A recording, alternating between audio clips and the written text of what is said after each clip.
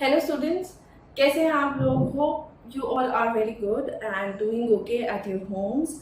आप सब बहुत अच्छे से पढ़ रहे हैं और बहुत अच्छे से अपना ख्याल रख रहे हैं at this difficult times in this era of infection. But ये बहुत ज़रूरी है to maintain balance between your mental health and your physical health.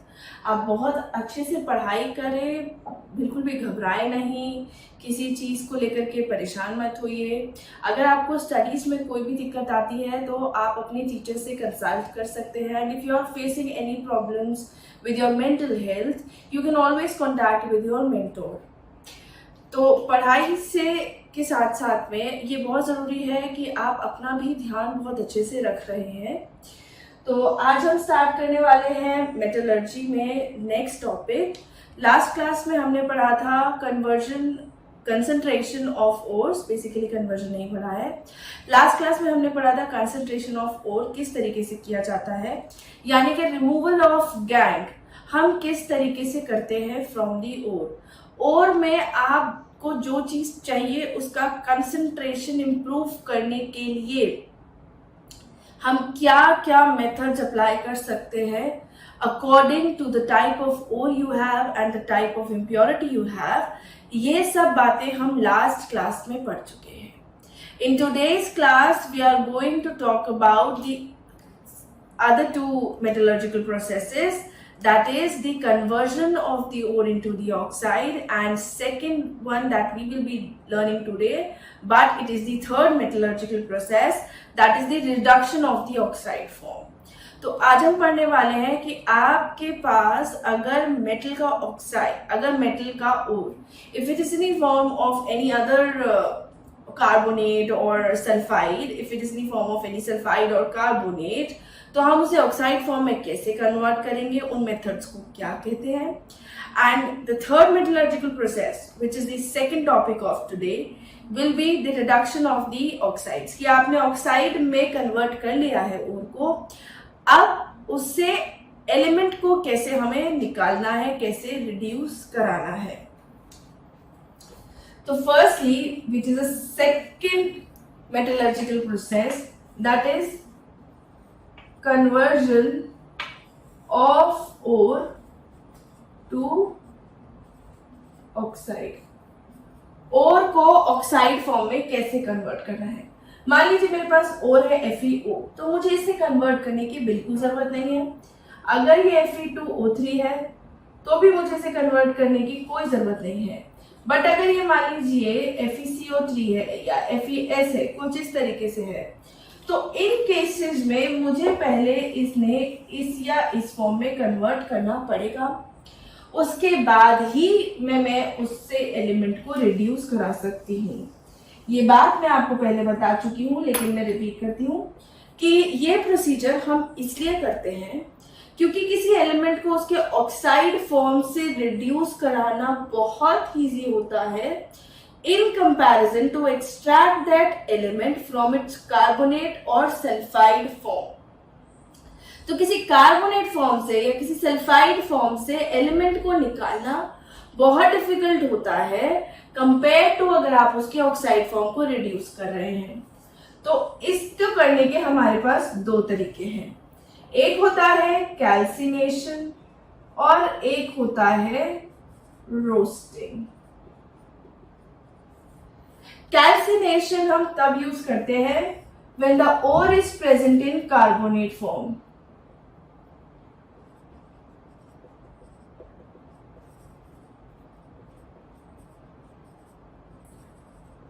जब ओर आपके पास कार्बोनेट फॉर्म में होता है तब हम कैल्सिनेशन यूज करते हैं।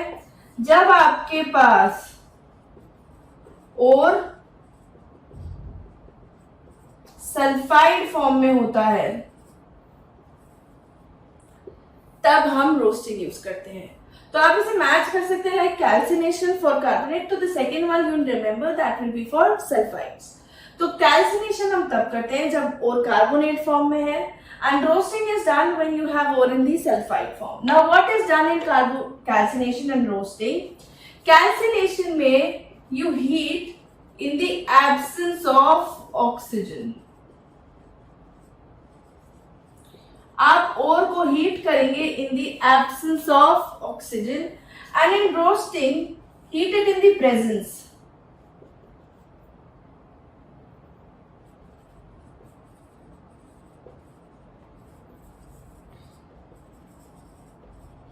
और रोस्टिंग में हम ऑक्सीजन की प्रेजेंस में हीट करेंगे। ऐसा इसलिए करते हैं क्योंकि कार्बोनेट में इटसेल्फ आपके पास ऑक्सीजन ऑलरेडी प्रेजेंट होती है, तो कोई जरूरत नहीं है। तो you can also write it as कि इसमें एनएरोबिक हीटिंग करेंगे, इसमें एरोबिक हीटिंग करेंगे। ठीक है, तो मान लीजिए आपके पास है जिंक कार्बोनेट, मैं उसको हीट कर रही हूं in the absence of oxygen, it will get dissociated as CO plus ZNO plus CO2। तो ये जिंक ऑक्साइड और कार्बन डाइऑक्साइड बना लेगा, और ये जिंक ऑक्साइड ही हमको चाहिए क्योंकि वी वांटेड दिस और इन ऑक्साइड फॉर्म। अगर जिंक सल्फाइड होता और हम इसे ऑक्सीजन की प्रेजेंस में हीट कर रहे हैं, यानी कि आप इसमें साथ में लिख सकते हैं प्लस O2, ये आपको देगा zinc oxide plus sulphur dioxide, and this is what you wanted. दोनों में ही आपके पास जिंक ऑक्साइड बन रहा है, बट दोनों आपके पास अलग अलग टाइप के ओर्स हैं।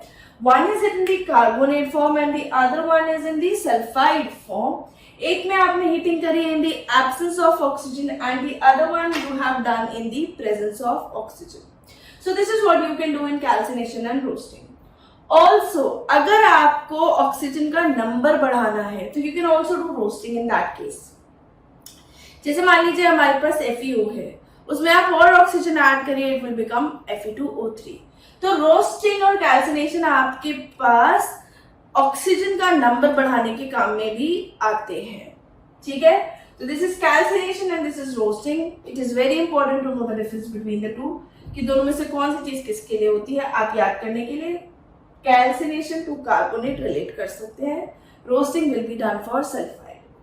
अगर ऑक्साइड फॉर्म में है तो कोई जरूरत नहीं है। Now once you have got this oxide and this oxide from here, आप इससे जिंक को अलग करना चाहेंगे, तो next metallurgical process is basically reduction of the oxide form. So the third metallurgical process is reduction of metal from its oxide। Metal को आपको एक्सट्रैक्ट करना है फ्रॉम इट्स ऑक्साइड फॉर्म, उसके लिए हम क्या कर रहे हैं, रिडक्शन। ठीक है, तो ये रिडक्शन डिपेंडिंग अपॉन आपके पास किस टाइप के मेटल का ऑक्साइड बन रहा है, you have different reduction methods.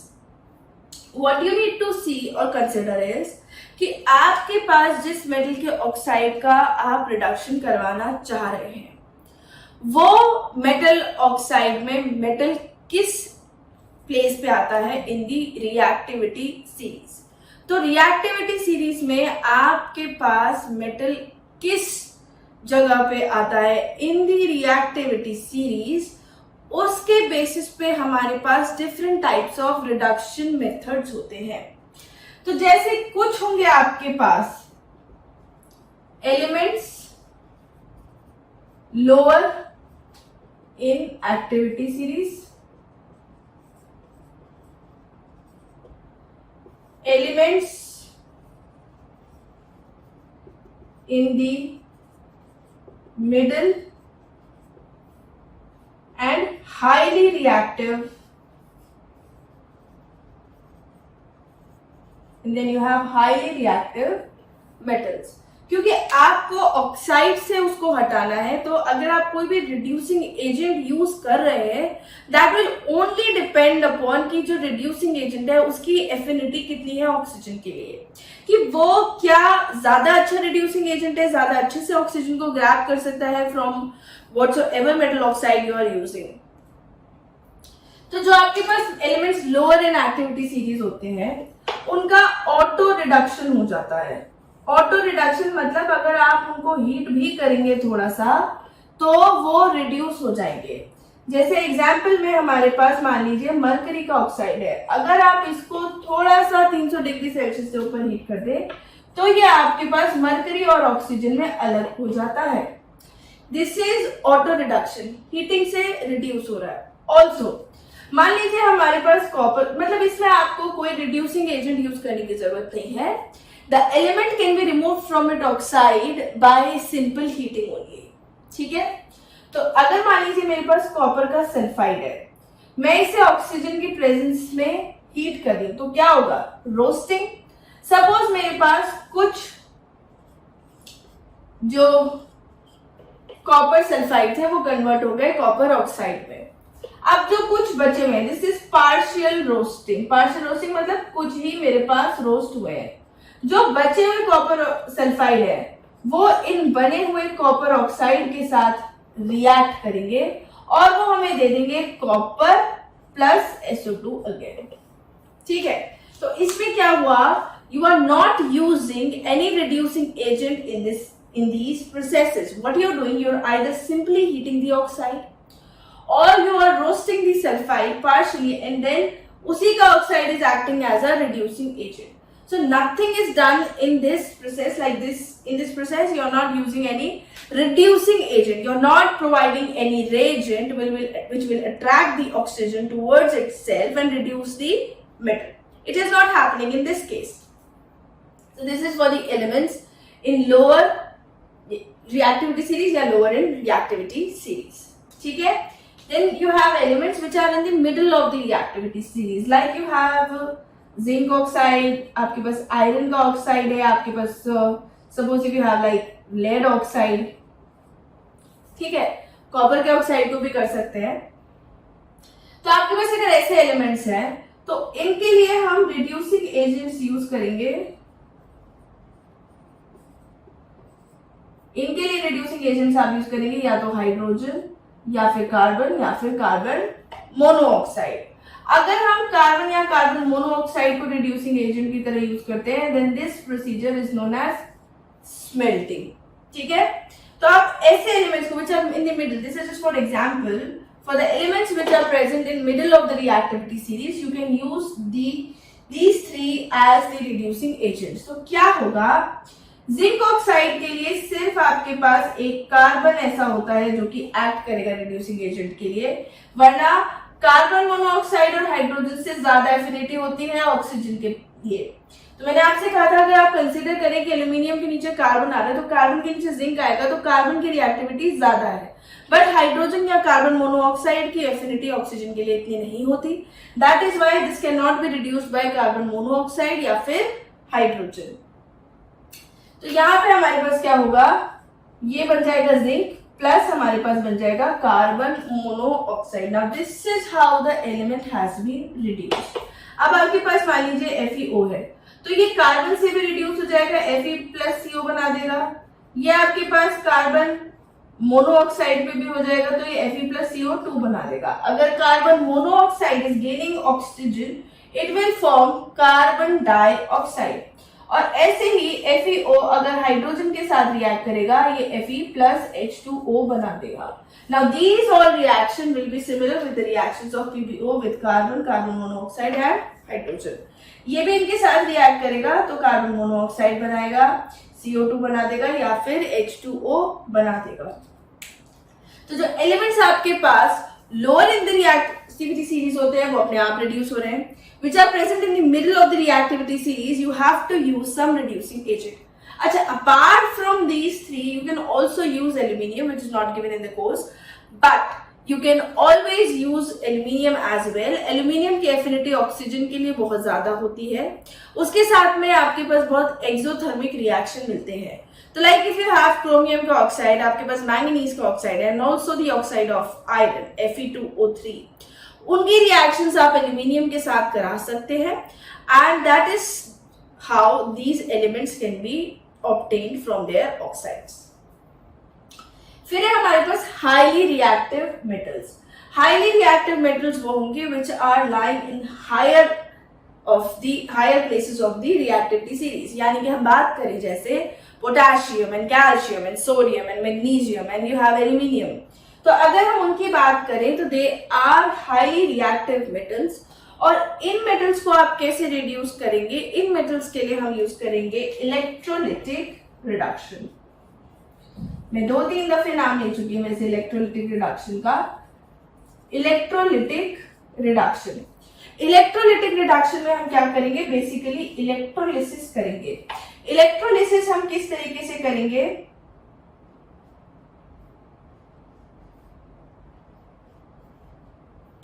Electrolysis हम किस तरीके से कर रहे हैं कि आप लेंगे मॉल्टन